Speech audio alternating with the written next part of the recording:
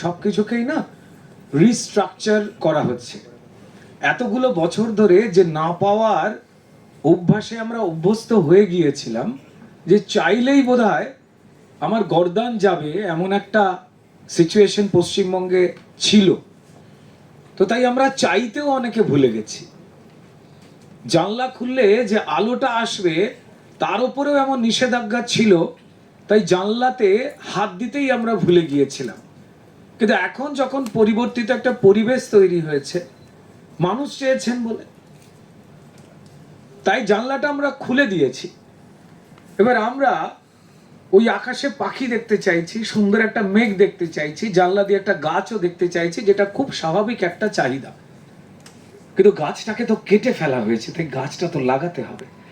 ওই পাখিটার ঘরটা তো ভেঙে দেওয়া হয়েছে, আবার যত্ন করে তো সেই পাখির নিড়টা তৈরি করতে হবে। ইট উইল টেক টাইম, এবং সেটা মানুষ জানেন। আমাদের সেই কাজটাই এখন চলছে, এইটুকু বলতে পারি।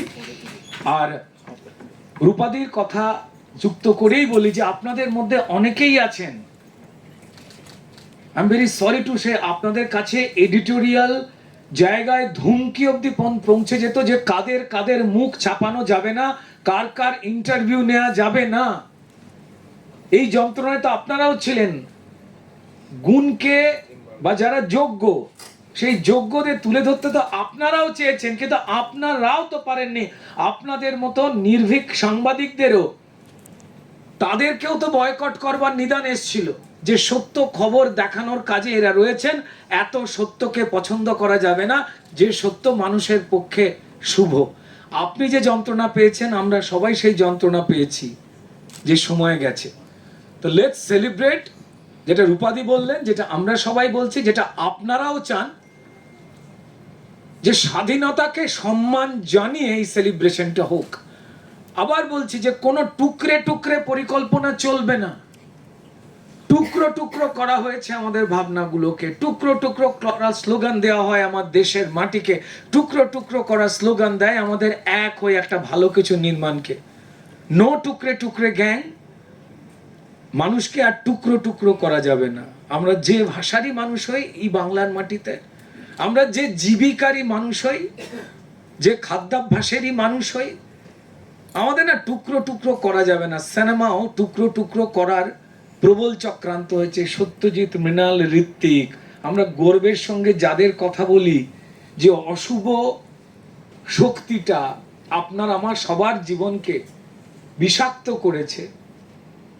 খালি পাছে ভয় হয় যে উত্তম বাবুর মতো, পারি সান্যাল, ছবি বিশ্বাসের মতো, সুচিত্রা সেন, সুপ্রিয়া দেবী, সাবিত্রী চট্টোপাধ্যায়ের মতো, এই যে কিংবদন্তি উৎপল দত্ত বলি বা রবি ঘোষ বলি, আরো যারা গুণী মানুষ রয়েছেন, মাফ করবেন অনেকে, সবার নাম তো নেওয়া সম্ভব নয়। খালি মনে হতো যে ভাগ্যিস তারা এই যন্ত্রণা নিজের চোখে দেখে যেতে পারেনি। তবে হ্যাঁ, যন্ত্রণা এখনো হয়তো সাবুদি মানে সাবিত্রী চট্টোপাধ্যায়ের চোখের সামনে দেখেছেন, দেখছেন, সৌমিত্র জেঠু দেখে গেছেন। যারা দেখতে পাননি তাদের চোখ বোধহয় কিছুটা একটু আরাম নিয়ে গেছে। আমরা আর যাতে না কেউ, দর্শকেরা, আমরা, ক্যামেরার পেছনে, ক্যামেরার সামনে যারা গুণী টেকনিশিয়ান, গুণী শিল্পী, গুণী পরিচালক, গুণী প্রযোজক,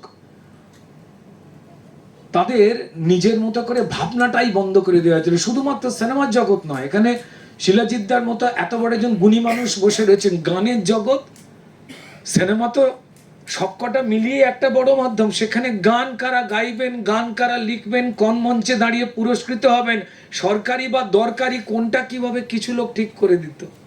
নিঃশ্বাস তুমি নেবে কিনা, নিলে এক নাক দিয়ে নেবে কিনা, বা এক সপ্তাহ তোমার নিঃশ্বাসের ছুটি কিনা, একটা বাতাবরণ তৈরি করতো, সেটা চলে গেছে। ফলত এই যে অচলায়তন যে বানানো হয়েছিল, তার উপরে যে স্তূপাকৃতির যে ধুলো ময়লা, সেটাকে একটু সরাবার সময় দিন। তারপর চলুন ওই উঠোনে বসে সবাই মিলে একসঙ্গে গান গাইবো, যেরকম পাখিরা গায়।